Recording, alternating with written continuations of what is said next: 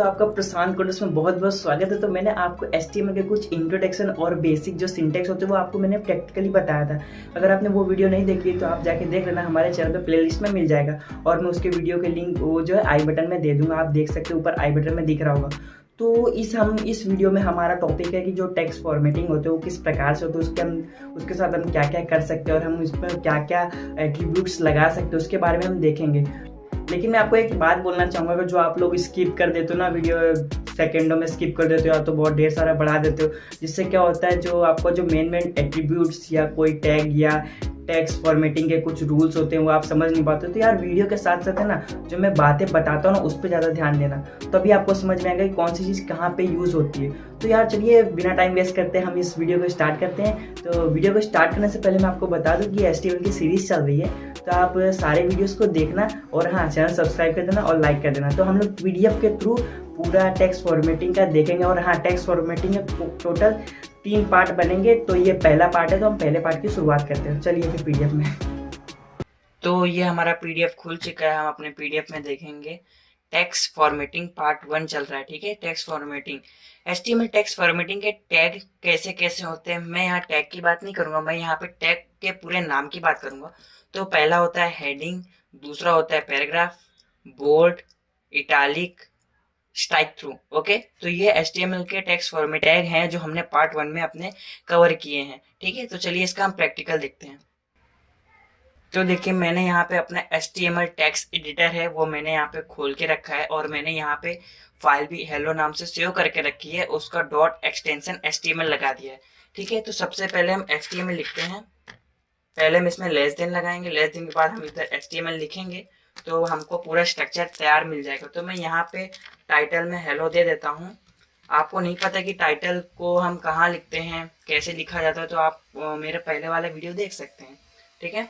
तो मैंने आप हेलो लिखा, तो हम यहाँ से स्टार्ट करेंगे हेडिंग टैग से, ठीक है। तो पहले हम H1 से स्टार्ट करेंगे, ठीक है। H1 लिखेंगे, फिर उसके बाद हम यहाँ पे H2 करके एक टैग होता है वो ले लेंगे। पहले एक काम करते हैं, हम खाली H1 में ही देखते हैं कि H1 में क्या क्या आता है, ठीक है। तो H1 में जैसे मैं यहाँ पे लिख देता हूँ वेलकम, ठीक है। मैंने यहाँ H1 में वेलकम लिख दिया, तो इसको मैं सेव करता हूँ। सबसे पहले सेव करने के बाद मैं इसको यहाँ से ओपन इन ब्राउजर कर लेता हूँ, ठीक है। तो देखिए यहाँ पे वेलकम आ गया। तो एक काम करता हूँ, मैं भी इसको छोटा कर देता हूँ जिससे ये दोनों साथ में वर्क करे, ओके। तो देखिए यहाँ पे मैंने H1 में हेलो लिखा है, तो आपको दिख रहा होगा कि ये बोल्ड और फॉन्ट साइज भी इसका बड़ा हो गया है, ठीक है। तो मैं यहाँ पे H2 भी ले लेता हूँ, मैं H2 ले लेता हूँ। तो उसके बाद मैं यहाँ पे H3 ले लेता हूँ। तो टोटल इसके 6 तक होते हैं, ठीक है। तो आपको मैं डिफरेंस पता चल जाएगा, जैसे आप प्रैक्टिकल देखते रहेंगे वो डिफरेंस पता चल जाएगा कि H5 और H1 H2 सब में क्या डिफरेंस है, ठीक है। तो देखिए मैंने यहाँ H6 तक लिख दिया, ठीक है। H6 तक लिख दिया। अब देखिए मैं यहाँ पे जो वेलकम है उसको कॉपी करता हूँ, ठीक है। और इस वेलकम को मैं हर जगह पेस्ट कर देता हूँ। 2 में भी पेस्ट कर देता हूँ, 3 में भी पेस्ट कर देता हूँ, 4 में, 5 में और 6 में। इसके बाद मैं यहाँ से सेव करूँगा। सेव कर दिया मैंने। अब यहाँ पे जाके मैं रिफ्रेश करूँगा ना, तो देखिए आपको दिख रहा होगा जो H1 होता है वो सबसे बड़ी हेडिंग होती है, फिर H2, H3, H4, H5, H6। तो आपको हेडिंग का मतलब तो पता चल गया होगा, ठीक है। तो अब हम H1 रहने देते हैं, ठीक है। मैं आपको यहाँ रिफ्रेश करके दिखा देता हूँ। तो हमारे पास खाली पहला वाला पड़ा, ठीक है। तो हमने एक डमी पैराग्राफ के लिए वेबसाइट ओपन करके रखी है जिसका नाम है लोरिम स्टोन, ठीक है। तो हम यहाँ पे इससे कुछ पैराग्राफ्स ले लेते हैं, ठीक है। कुछ भी ले सकते हैं, हम लिख भी सकते हैं उसमें, लेकिन इतना टाइम नहीं है वरना वीडियो का लेंथ बड़ा हो जाएगा। तो मैं यहाँ से कॉपी कर लेता हूँ, ठीक है। और मैं यहाँ पे आके अपना पी नाम को जो टैग होता है यानी पैराग्राफ, उस पैराग्राफ में इसको पेस्ट कर दूंगा, ठीक है। और फिर मैं यहाँ से अपने सेव करूंगा। फिर यहाँ पे जाके मैं अपना वापस इसको रिफ्रेश करूंगा। तो देखिए यहाँ पे वेलकम आ गया, पैराग्राफ भी आ गया, ठीक है। तो आपको ये हेडिंग 1 दिख रही होगी। अगर मैं यहाँ पे हेडिंग 2 डालना चाहूँ तो भी मैं डाल सकता हूँ। हेडिंग 2 डाल के मैं यहाँ कुछ भी लिख दूंगा। तो देखिए यहाँ सेव मैंने कर दिया। सेव करने के बाद मैं यहाँ से इसको रिफ्रेश करता हूँ। तो देखिए हेडिंग 1 के बाद हेडिंग 2 आ चुके हैं और नीचे पैराग्राफ आ चुका है, ठीक है। अब एक काम करता हूँ, मैं जो पैराग्राफ है ना, इस पैराग्राफ को वापिस से मैं एक पी टैग लेता हूँ, ठीक है। पी टैग लेने के बाद ये जो पैराग्राफ है यहीं से एक डेमो के टेक्स्ट ले लेते हैं, ठीक है। यहाँ से पेस्ट, यहाँ से कॉपी करके इस जगह पे मैं पेस्ट कर देता हूँ। उसके बाद सेव करता हूँ। उसके बाद यहाँ पे जाके रिफ्रेश करता हूँ। तो देखिए इस पैराग्राफ के नीचे ये ऑटोमेटिक स्पेस देके नीचे आ गया, क्योंकि टैग का मतलब ये कि एक पैराग्राफ ही है, पैराग्राफ की तरह वर्क करेगा। ठीक है, ऊपर वाला अलग पैराग्राफ है, नीचे वाला अलग पैराग्राफ है। हम यहाँ पे चाहे तो कितने पैराग्राफ डाल सकते हैं। देखिए मैं यहाँ से कॉपी करके पूरा पैराग्राफ टैग के साथ उसको नीचे जाके मैं पेस्ट कर देता हूँ। ठीक है, तो यहाँ पे देखिए, यहाँ पे मैंने सेव कर दिया, यहाँ पे मैं रिफ्रेश करता हूँ।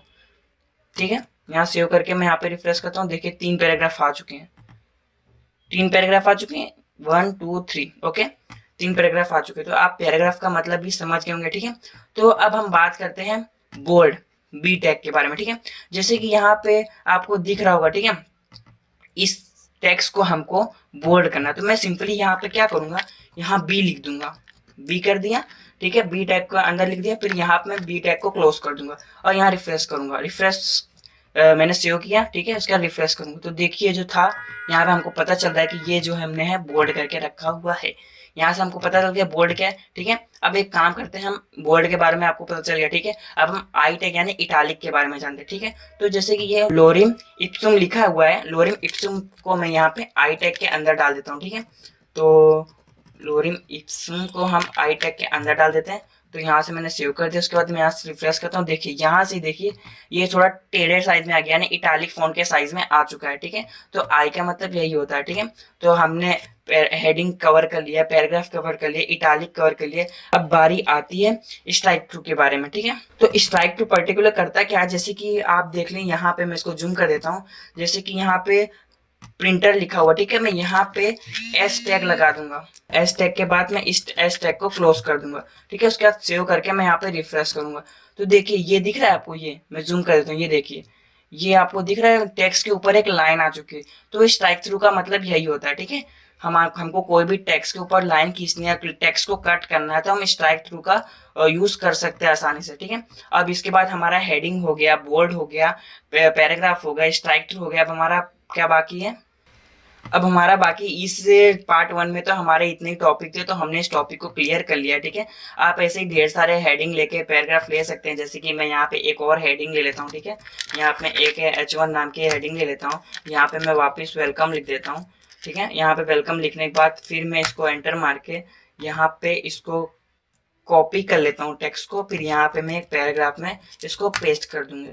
तो मैं इसको यहाँ पे पैराग्राफ में पेस्ट कर दिया। सेव करने के बाद यहाँ पे रिफ्रेश कर लेता हूँ। ठीक है, यहाँ पे देखिए रिफ्रेश किया, यहाँ पे एक और टेक्स्ट आ चुका है। ऐसी जो वेबसाइट की जो हेडिंग्स, जो पैराग्राफ लिखे जाते हैं वो इसी प्रकार लिखे जाते हैं। ठीक है, तो हमको पता चल गया है कि जैसे कि ये वेलकम लिखा है। देखिए जैसे कि वेलकम को हमको मैंने आपको बताया था स्ट्राइक थ्रू का मतलब। ठीक है, स्ट्राइक थ्रू यानी टेक्स्ट के ऊपर लाइन खींच देता हूँ। जैसे मैं इसमें एस टैग लिख के यहाँ से इसको क्लोज कर दूंगा। हम किसी टैग के अंदर भी टैग का नाम लिख सकते हैं। ठीक है, तो यहाँ से जैसे मैंने सेव कर दिया। ठीक है, इसको सेव करने के बाद मैं यहाँ से रिफ्रेश करता हूँ, तो देखिए वेलकम के ऊपर भी एक लाइन आ चुकी है, यानी वेलकम भी हमारा कट चुका है। ठीक है, अब हेडिंग या कोई भी टैग के अंदर हम जो टेक्स्ट जैसे टैग होते हैं उसमें हम कुछ भी ऐड कर सकते हैं, यानी जो मैंने आपको जितने भी अभी टैग के बारे में बताया वो किसी के भी अंदर आप लिख सकते हैं। ठीक है, तो जैसे कि मैंने यहाँ पे वेलकम लिखा था, तो मैं एक काम करता हूँ, एस टैग को हटा देता हूँ, स्ट्राइक थ्रू को हटा देता हूँ। ठीक है, मैंने स्ट्राइक थ्रू को हटा दिया और यहाँ पे मैं लिख देता हूँ बोल्ड। वैसे तो ऑलरेडी बोल्ड है, पर देखते हैं कुछ एक्सपेरिमेंट करके क्या और ज्यादा बोल्ड होता है क्या। देखिए मैंने यहाँ से इसको सेव किया, यहाँ से मैंने रिफ्रेश कर दिया, तो देखिए कोई फर्क नहीं पड़ा क्योंकि ये ऑलरेडी बोल्ड है, क्योंकि ये हेडिंग इसलिए बोल्ड रहता है। ठीक है, तो एक काम करते हैं, बोल्ड को हटा के हम यहाँ पे इटालिक जो हमने देखा था उस इटालिक को देखते हैं। ठीक है, तो हमने यहाँ पे बोल्ड वाला टैग अपना हटा दिया, तो यहाँ पे हम इटालिक डाल देते हैं, आई टैग। तो और इसको यहाँ पे जाके हम क्लोज कर देते हैं। क्लोज करने के बाद मैं यहाँ से रिफ्रेश सेव करता हूँ, फिर यहाँ से रिफ्रेश करता हूँ। देखिए यहाँ पे आप देख सकते हैं ये भी थोड़ा टेढ़े साइज में आ गया, यानी इटालिक साइज में फॉन्ट आ चुका है। ठीक है, तो हमने इसमें सारे जो आपको मैंने पार्ट 1 में जितने भी टेक्स्ट फॉर्मेटिंग थी वो मैंने सब बता दिया है। आगे पार्ट 2 में नेक्स्ट टेक्स्ट फॉर्मेटिंग के बारे में जानेंगे। तो आई होप आपको ये वीडियो समझ में आ गया होगा, टेक्स्ट फॉर्मेटिंग किसे कहते हैं और किस प्रकार इसका यूज़ किया जाता है। ये तो पार्ट 1 था यार, अभी पार्ट 2 और पार्ट 3 आना बाकी है। तो अगर आपको देखना है पार्ट 1 तो चल ही रहा है, पार्ट 2 और पार्ट 3, तो यार आपको पता नहीं चलेगा कि वीडियो कब अपलोड हो गई। तो इससे अच्छा आप चैनल को सब्सक्राइब कर दो और हाँ, और बेल आइकन भी दबा दो, जिससे मैं वीडियो अपलोड करूँ तो आपके पास नोटिफिकेशन आ सके। तो यार इस वीडियो में अगर आपको टेक्स्ट फॉर्मेटिंग समझ में आया हो तो यार वीडियो को लाइक कर देना। और हाँ, अगर आप किसी को दोस्त को सिखाना चाहते हो, किसी को बताना चाहते हो टेक्स्ट फॉर्मेटिंग किसे कहते हैं, तो आप हमारे चैनल को या इस वीडियो को शेयर भी कर सकते हैं। तो आज के लिए इतना, बाकी नेक्स्ट पार्ट में मिलते हैं, तब तक के लिए जय हिंद।